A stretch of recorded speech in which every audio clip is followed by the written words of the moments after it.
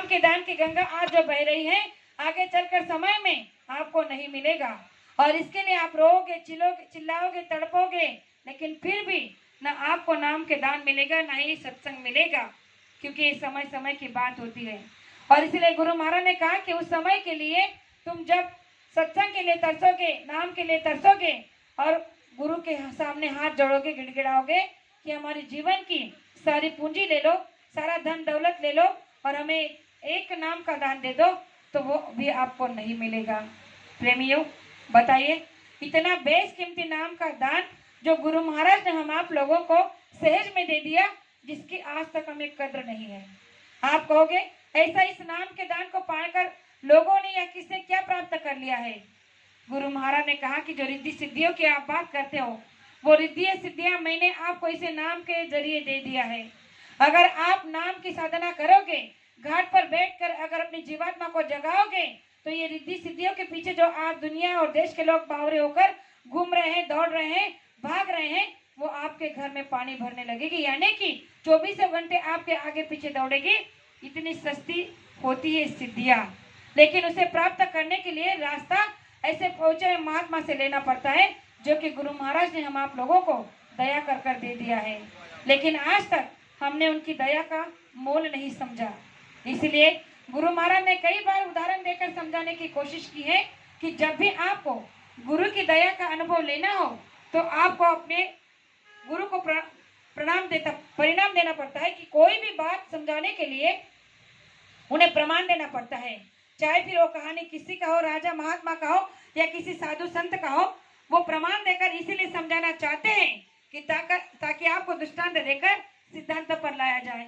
तो जिस नाम की महिमा का मैं वर्णन कर रही थी, उसके बारे में गुरु महाराज ने एक बार एक उदाहरण देकर समझाया था कि एक बार एक राजा थे जिनका नाम था पीपा। राजा पीपा बड़े ज्ञानी थे, उन्हें हमेशा उनके धन वैभव का बहुत घमंड था।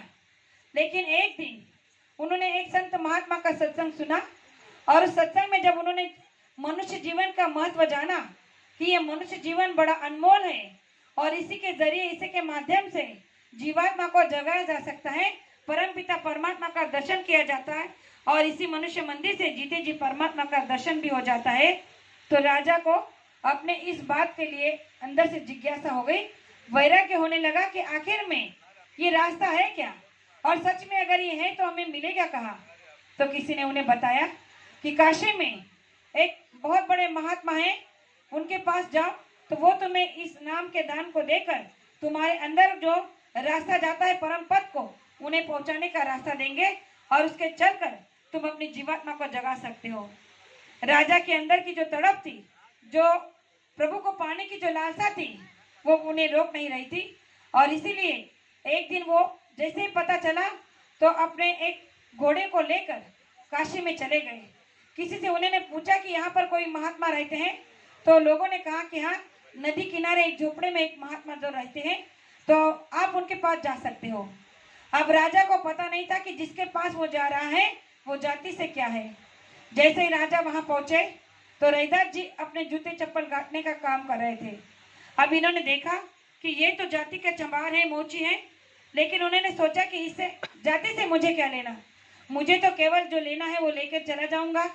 तो जैसे ही राजा वहां पहुंचे तो महात्मा जी ने यानी कि रैदास जी ने उन्हें देखा और प्रणाम किया। कहा कि राजा, आप कैसे आना हुआ, मैं आपकी क्या सेवा कर सकता हूँ।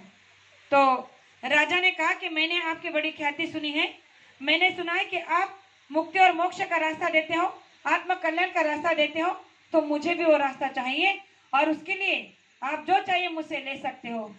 तो महात्मा जी ने, रैदास जी ने कहा कि मुझे कुछ नहीं चाहिए, अगर आपके अंदर वो सच्ची तड़प, वो सच्ची लगन है, तो मैं आपको अवश्य वो चीज दूंगा जो बहुत ही बेशकीमती है।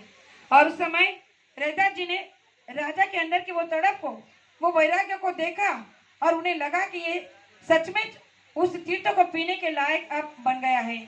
और उन्होंने कहा कि अच्छी बात है, आपके अंदर की तड़प को देखकर मुझे बड़ी खुशी हो रही है।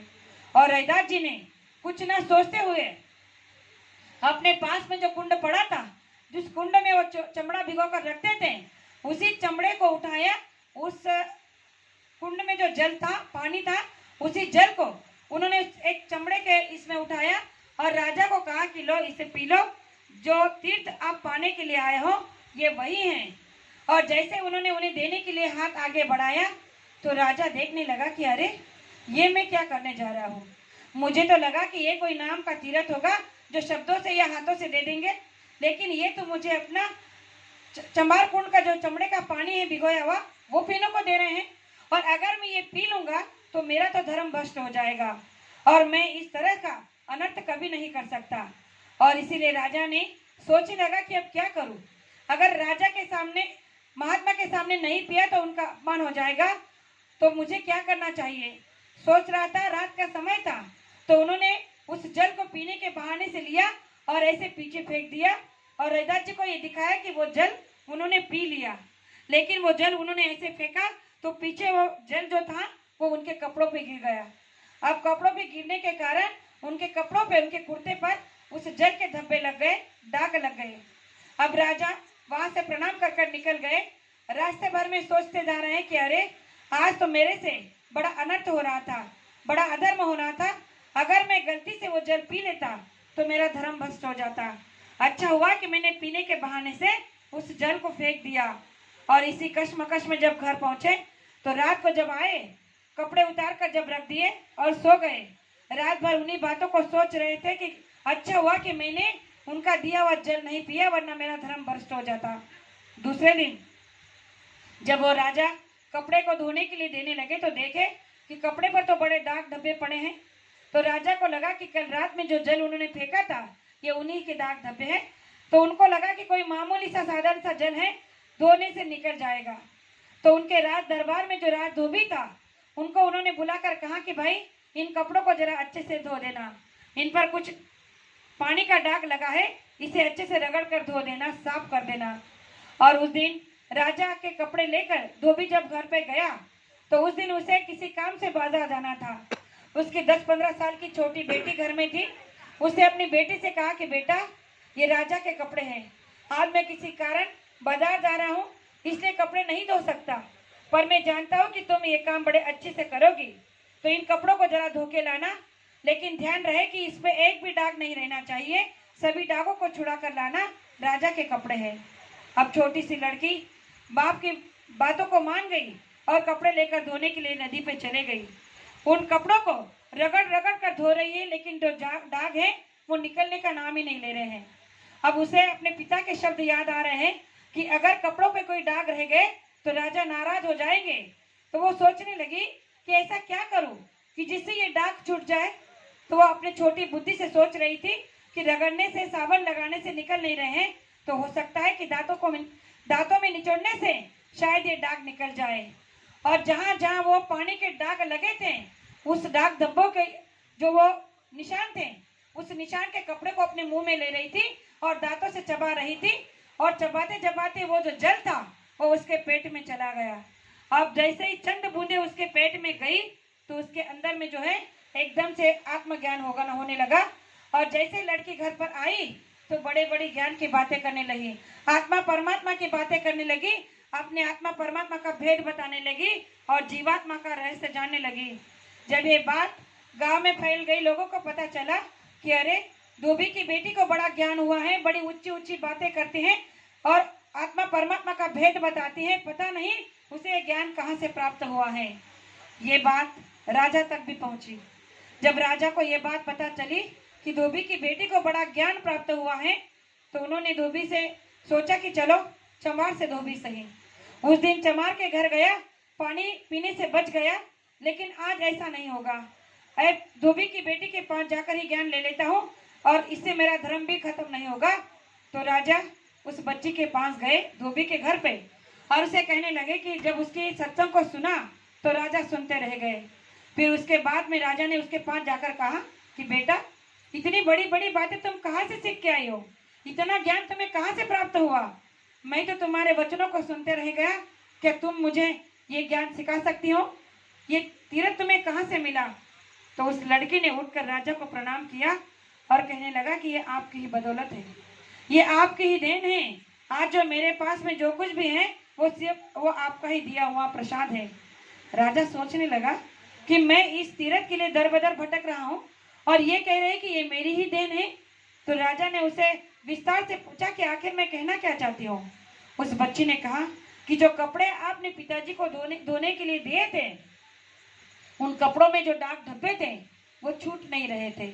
मैंने बहुत प्रयास किया लेकिन वो दाग निकल नहीं रहे थे, और इसीलिए मैंने जब अपने दांतों में लेकर उन्हें निकालने की कोशिश की तो चंद बूंदे मेरे पेट में चली गई, और ये उसी का परिणाम है। राजा ने जब ये सुना तो अंदर से उसे ग्लानि होने लगी। सोचने लगा कि 2-3 बूंदों का इतना बड़ा परिणाम, मुझे तो इतना बड़ा उन्होंने औजल भर के जल दिया था, अगर मैं वो सारा पी लेता तो मेरा तो आत्मकल्याण हो जाता।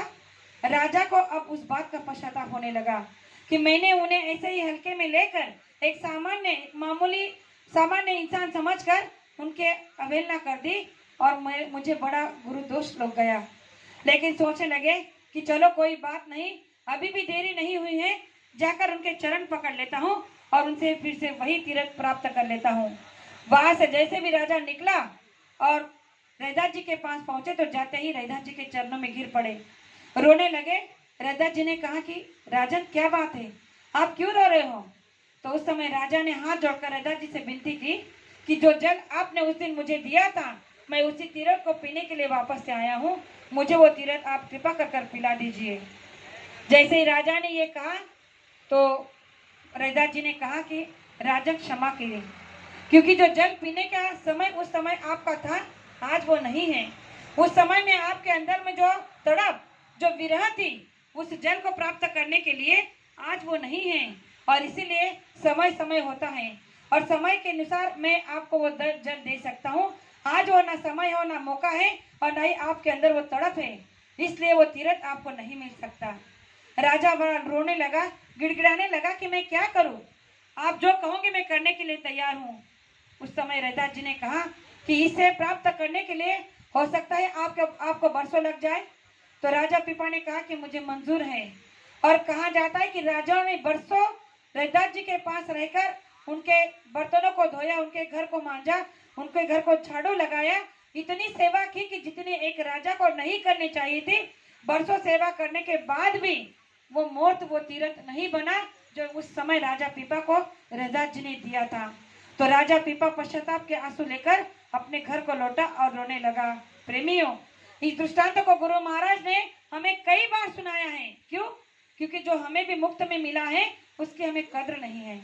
गुरु महाराज ने कहा कि ये वही तीर्थ है जो राजा पीपा पीने के लिए रैदास जी के पास गया था, और वो ये जो मैंने नाम का दान आज आपको पास बुला कर दिया है जबरदस्ती, ये वही तीर्थ है जिसे मैंने जबरदस्ती आपको दिया है। लेकिन आज हमने इसकी कद्र नहीं की है। आज हमारे पास इतनी बड़ी दौलत होने के बाद भी आज हम खाली यहाँ बैठे हैं, एक दूसरे पर शंका कर रहे हैं, एक दूसरे के बारे में पता नहीं क्या क्या सोच रहे हैं। गुरु महाराज ने कहा कि गुरु का परिचय आपको कभी किसी के पास शब्दों में नहीं मिलेगा। गुरु का परिचय अगर आप प्राप्त करना चाहते हो तो आपको अंदर में देखना, उतरना होगा, अंदर में खोजना होगा। जब तक आप अंदर में नहीं खोजोगे तब तक आपको गुरु का निजी स्वरूप कभी नहीं दिख सकता। इसलिए तो गुरु महाराज ने नामदान दिया था, और नामदान देते समय यही बात कही थी कि जीती जी परमात्मा का दर्शन अगर आप करना चाहते हो तो आपको इसी मनुष्य मंदिर में करना होगा, अन्यथा आपको कहीं पर इसका दर्शन नहीं हो सकता। इसीलिए गुरु महाराज ने जड़ पूजा से हमें